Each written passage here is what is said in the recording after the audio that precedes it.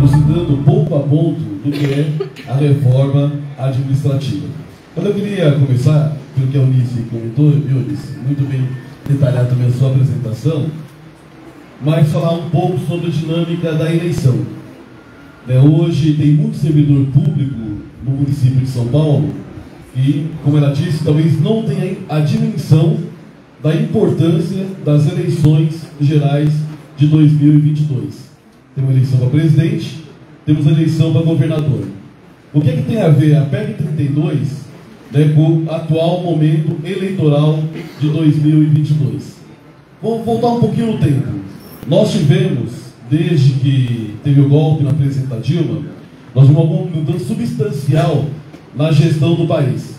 Primeiro foi aprovado a reforma trabalhista. Antes da reforma trabalhista, nós tivemos a emenda constitucional 95, que ela foi aprovada onde? Lá em Brasília. E tem impacto aonde? No nosso município. Depois foi aprovada a reforma trabalhista, e ela tem efeito aonde? Geral, mas tem efeito também no nosso município. Foi aprovado a terceirização de forma indiscriminada, que tem efeito em Brasília, mas tem efeito também nos nossos municípios. Tivemos uma reforma da Previdência, agora a reforma administrativa, e tem também a reforma tributária. Tudo acontecendo, que isso tem a ver com a gente. Eu quero mostrar para vocês que todas essas ações, elas estão totalmente interligadas uma na outra. Por quê? Nós temos dois projetos de gestão de país. Um projeto que é o projeto neoliberal e outro projeto que é o projeto desenvolvimentista. Se a gente não entender que nós temos dois projetos sendo gestados no Brasil, tem muita gente agora que vai votar no Lula para presidente e vai votar no Tarcísio para governador. E teve muito servidor público que já votou no Bolsonaro para presidente e votou no Tarcísio para governador, porque não tem a dimensão do que é um projeto neoliberal e um projeto desenvolvimentista. O que isso tem a ver com a gente aqui na nossa eleição e nosso debate hoje aqui? Vamos pegar a lei, quando foi a lei da terceirização. Só podia ser terceirizado em qualquer empresa pública e privada, limpeza, a segurança, e aí a parte de asseio e conservação, mais o pessoal de manutenção. Isso podia ser terceirizado por lei. Isso começou a valer em 1988, que até 1988 todo mundo que trabalhava no serviço público era servidor público. Mesmo o pessoal da limpeza, mesmo o pessoal da segurança, isso no público e no privado. 88 que abriu essa possibilidade na Constituição de você ter categorias profissionais. Agora eles querem ir além da categoria profissional. Hoje você pode terceirizar qualquer área, qualquer trabalhador dentro do serviço público e do setor privado. Só dá uma olhada, já tem hoje UBS, hospitais que tem alas inteiras terceirizadas. Até a lei da terceirização não podia. Você tinha, muitas vezes, talvez uma contratação com uma empresa terceira. Hoje você pode ter uma terceirização de uma área inteira. Você podia, eu sou bancário do Banco Itaú.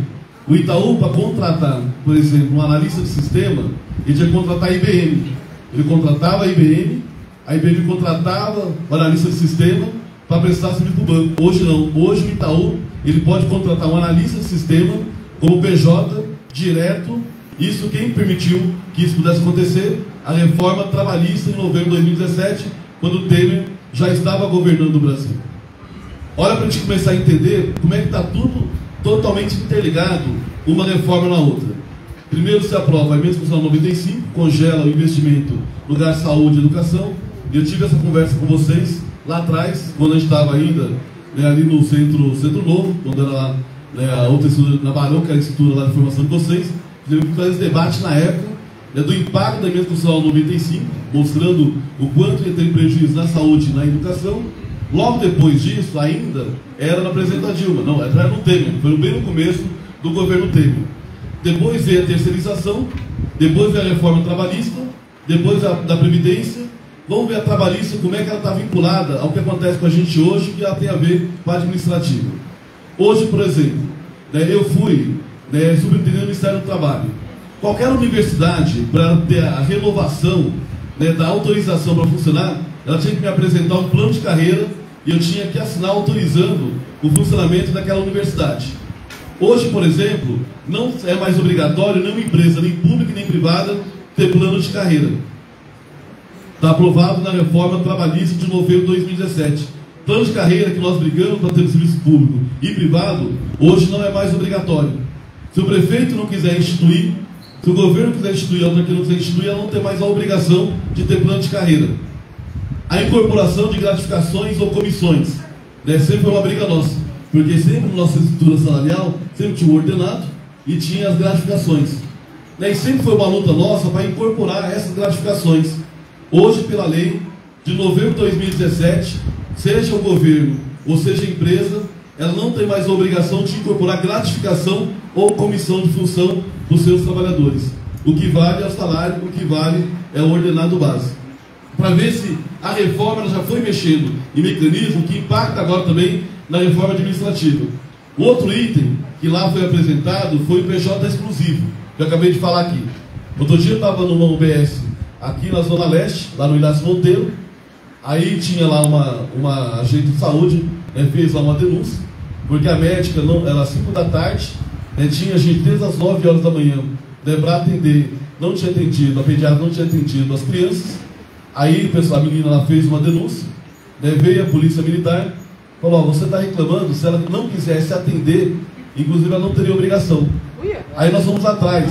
A médica era contratada por uma empresa, foi contratada por uma OS, para prestar serviço por um mês para cobrir, como PJ. Então, hoje, a lei da igualdade trabalhista de novembro de 2017 já autoriza, né, uma empresa terceira contratar uma outra empresa contratando a pessoa para trabalhar por um mês. É o trabalho intermitente, né, o trabalho por hora. Hoje já pode, já tem hoje alguns serviços públicos, né, contratando o trabalhador por horas. Né, ele vai lá, trabalha como consultor, ele trabalha como PJ por algumas horas e trabalha dentro do trabalho intermitente. Quem criou essa condição? A reforma trabalhista de novembro de 2017.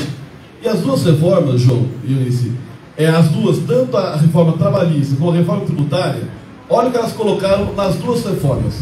No finalzinho da lei, que ela fala no finalzinho da lei, essa reforma vale para os trabalhadores do serviço público e setor privado.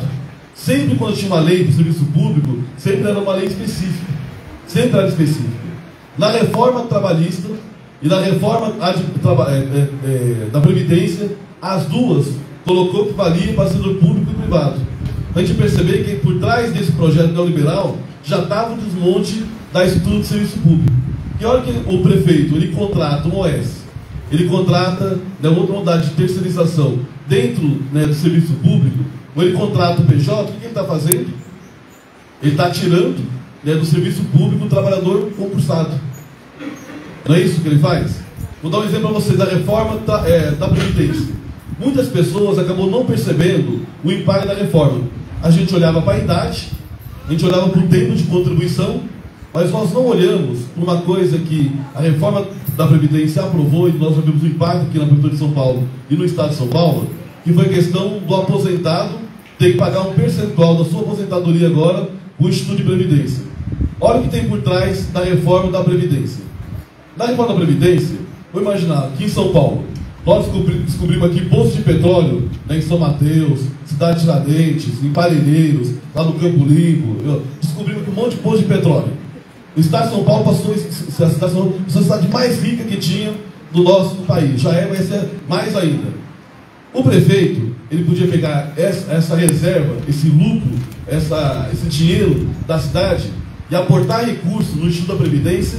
Daí falar: o trabalhador de São Paulo não vai pagar mais nada para o Instituto de Previdência. Nós vamos assumir, porque tem superávit no orçamento e nós vamos bancar aqui o funcionamento da estrutura do Instituto de Previdência Municipal. Até a reforma da Previdência, a Prefeitura podia fazer isso. Agora a Prefeitura está proibida de botar recursos nos Institutos de Previdência Municipal e Estadual. São proibidos, por lei agora. Então a reforma da Previdência, ela aprovou essa proibição. Então hoje o prefeito não pode mais aportar recurso no Instituto de Previdência, nem municipal, nem estadual. Mais ainda, eles colocaram que o déficit, o primeiro déficit, quando tiver um déficit no Instituto de Previdência, o primeiro déficit é do Estado, é do Tesouro. O segundo déficit passa a ser entre o trabalhador e o Tesouro. E o terceiro déficit é só do trabalhador. Por isso que eles incluíram o aposentado dentro da estrutura agora, de novo, do Instituto de Previdência próprio, porque agora, a hora que tiver o déficit, lá no futuro, Quem vai pagar o teste é o servidor. Não é mais o Estado, não é mais o Tesouro. O Tesouro está desobrigado, ele não pode mais colocar recurso no Instituto de Previdência, para ver como está vinculado. Aí vamos voltar lá atrás na emenda constitucional. O que ela fez? Ela proibiu o concurso público, não é isso? A reforma trabalhista, o que ela fez? Ela criou condição, né, de você trazer para dentro do Instituto de Serviço Público, o PJ, a terceirização. O que fez a reforma da Previdência? Né, falou que agora quem vai garantir o Instituto de Previdência próprio são os próprios trabalhadores, tanto da ativa como inativa. Agora eu vou fazer uma pergunta para vocês aqui. Quem aqui tem até 35 anos? Levanta a mão. Quem tem até 35 anos? Nós temos aqui de idade. Quem tem mais de 35 anos de idade agora? Não vale mentir, hein, galera? Vale esconder a idade. O que nós estamos vendo aqui? A maioria de nós, e não é só do município de São Paulo, a maioria dos servidores, né, boa parte da gente está indo no processo de aposentadoria. Tem poucos hoje servidores, né, abaixo de 35 anos, porque não tem concurso público no município e não tem concurso público no Estado. Olha que não tem concurso público, quem é que garante a nossa aposentadoria? Quem está entrando para trabalhar, não é isso? Se eu não tenho entrada de quem vem para o serviço público, quem não está entrando para trabalhar, como é que vai garantir a nossa aposentadoria? Vocês percebem? Quem está entrando hoje, entra como PJ, entra como terceiro, está entrando com organização social, né? Não está entrando, né, como concursado. Então lá na frente, e eles já olharam isso, dentro da reforma da Previdência, e eu lembro quando acabou a reforma da Previdência, o economista-chefe do Itaú, ele falou, essa reforma saiu melhor do que a gente imaginava. Olha a palavra dos... Porque ele sabe que, como não tem concurso público, não tem gente entrando, o que vai acontecer agora? Eu trago o servidor aposentado também, né, para pagar o previdente, porque eu não posso mais botar recurso. Hoje o prefeito está proibido de colocar recurso. E é importante que a gente olhe na lei, porque como é que fala na reforma da Previdência? Na reforma da Previdência, ela coloca o quê? Ela faz um levantamento, uma vinculação, é assim, se o município ou se o Estado não tivesse aprovado a lei, aqui no município ou no Estado de São Paulo, valeria a lei federal. O servidor aposentado é pagar de qualquer jeito. Mesmo se o prefeito não tivesse aprovado aqui em São Paulo, o governo não tivesse aprovado aqui em São Paulo, a lei já valeria, porque é uma lei federal, teria a aplicação no município. Por isso que quem está nos acompanhando, quem está aqui no plenário hoje, nós temos que entender que muita coisa que está passando na nossa vida agora no município tem a ver com Brasília, tem a ver com o presidente da República, né? Seja a emenda constitucional 95, seja a lei da terceirização, né? Seja a reforma da trabalhista e a reforma da Previdência, toda ela passou e foi construída, né, com o olhar do presidente da República. Não foi aqui na prefeitura, não foi no Estado. Ele impacta depois, impacta aqui, ele adequa. Mas a construção e a maldade, ela foi feita a partir de Brasília. Então essa nossa eleição agora tem tudo a ver, né, com a eleição, né, agora, na eleição do dia 30 de outubro agora. Então não dá para a gente ficar omisso, né, achando que não vai impactar na gente, porque impacta muito. E aí, para finalizar, eu vou entrar na reforma administrativa. A reforma administrativa, a Eunice explicou muito bem. Mas eu quero mostrar para vocês, eu sempre falo, a lei é importante que a gente olhe, né, onde está, né, aquelas letrinhas miúdas, né, onde ninguém enxerga, onde ninguém olha. E dá uma olhada aqui, o que fala, a Eunice fez ano passando, mas está aqui na lei, ó. É no parágrafo 20, da lei está aqui, a lei depois eu vou deixar aqui à disposição. O que ela fala? A União, os estados, o Distrito Federal e os municípios poderão, na forma da lei, firmar instrumento de cooperação, né, com órgãos e entidades públicos e privados para a execução de serviços públicos, inclusive com o compartilhamento de estrutura física e a utilização de recursos humanos de particulares com ou sem contrapartida financeira. O que está falando aqui nesse artigo, nesse parágrafo 37A? Que hoje, tudo que nós temos hoje de estrutura pública, de saúde, de educação, né, autarquias, pode ser passado por um gestor terceiro, uma empresa privada, inclusive a utilização dos servidores públicos e da estrutura pública que nós temos hoje no município, no estado e no país. Sabe qual é o problema? Nós vamos ficar discutindo se tem estabilidade ou não.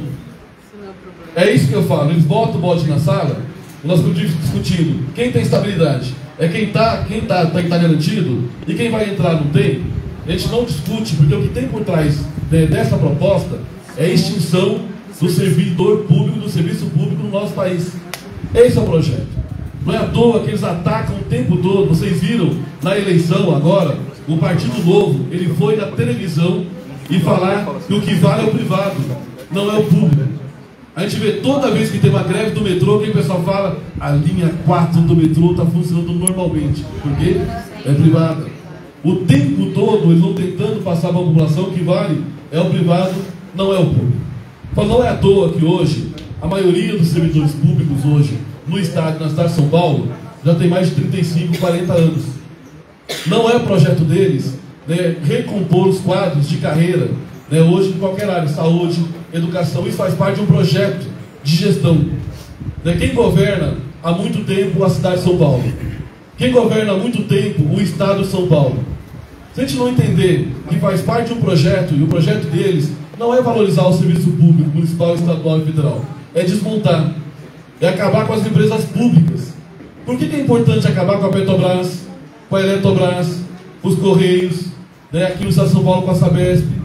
Então, quando a gente olha, quando um governo vai na televisão e fala que vai privatizar empresas públicas, a empresa pública ela é responsável no município, no estado e no Brasil.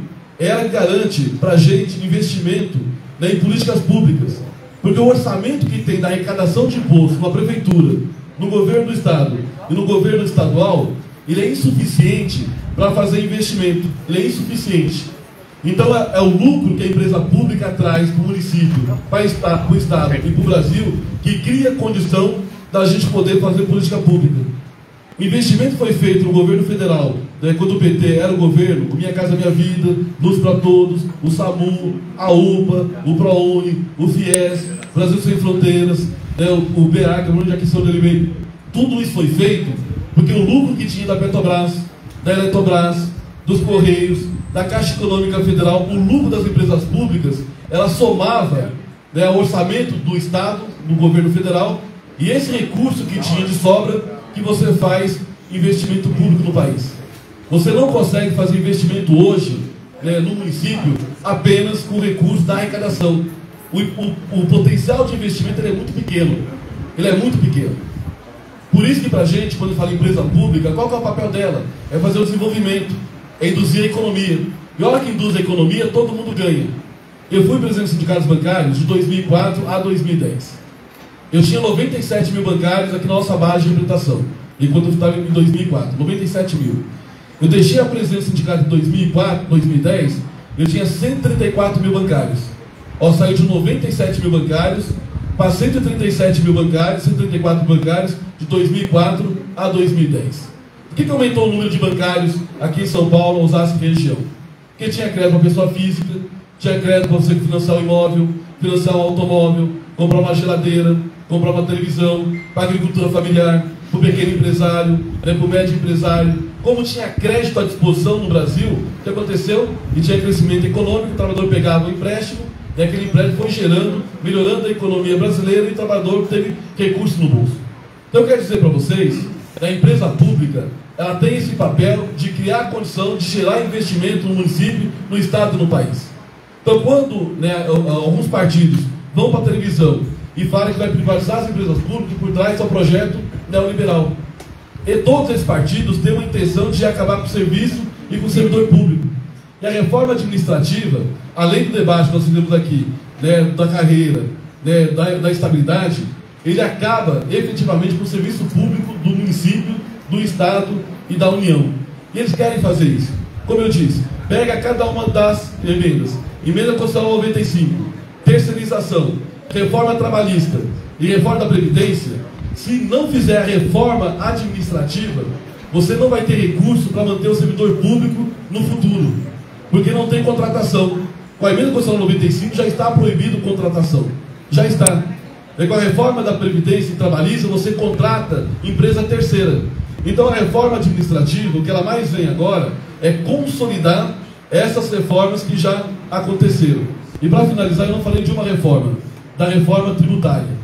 Na reforma tributária, o governo está propondo criar dois impostos. O IVA, que é o Imposto ao Valor Agregado, e o IBS, que é o Imposto ao Bem e Serviço. Vocês viram, no primeiro turno, tinha uma candidata que falava o tempo todo do Imposto Único.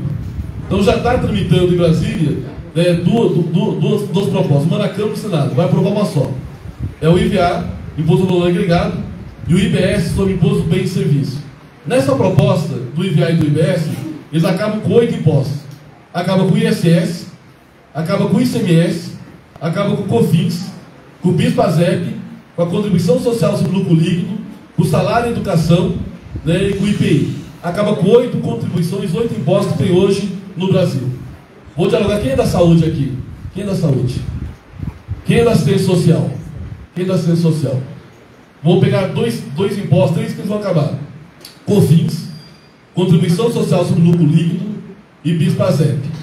Desde 88, nós temos um direito da Constituição que chama Seguridade Social. A Seguridade Social garante para a gente a aposentadoria, garante para a gente a assistência social e garante para a gente a saúde. Se a gente pegar esses 3 impostos, COFINS, PIS/PASEP e contribuição social sobre lucro líquido, garante para a gente hoje a licença maternidade, o auxílio doença, o acidente de trabalho, o LOAS, o BPC, o Renda Brasil e o seguro-desemprego. Tudo isso é garantido para a gente por essa estrutura da Seguridade Social desde 88. Mas garante para a gente também o Sistema Único de Saúde. Só passou a ter Sistema Único de Saúde para todos nós de forma universal em 88, na Constituição Federal, porque você aprova uma lei, você aprovou a lei da Seguridade Social e você aprovou de onde saiu o dinheiro. De onde saiu o dinheiro? PIS/PASEP, COFINS e contribuição social sobre lucro líquido. Nesses 2 impostos que estão tramitando lá em Brasília, na reforma tributária, nem o IVA, nem o IBS vincula a Seguridade Social. A única coisa que eles vinculam é a questão da aposentadoria. Mas da parte da assistência social e da parte da saúde não está vinculado. Como eu disse para vocês, a letrinha miúda que está na reforma que eles apresentam, que muitas vezes a gente não presta atenção. Por isso que é muito importante, nas eleições desse ano agora no dia 30 de outubro, quem ainda não está convencido de votar no Lula, é importante que vocês conversem sobre esse impacto das reformas que Brasília teve para a gente aqui no município de São Paulo, e se a gente votar errado de novo. Agora no dia 30, com certeza, nós vamos perder o direito, seja do serviço público, né, do servidor público, e vamos perder também essa reforma que tem, que é a reforma tributária, que vai mexer muito na vida de todos nós. Então, para a gente é muito importante a eleição do dia 30, para a gente garantir efetivamente que a gente volte a ter orgulho de ser servidor público no nosso país. Que a gente volte a recompor as nossas carreiras. Que a gente possa revogar a reforma trabalhista, a reforma da Previdência, para a gente voltar de novo a ter vontade de respirar um pouco, né, como servidor público no município, no estado, no nosso país. Muito obrigado pela disposição de vocês.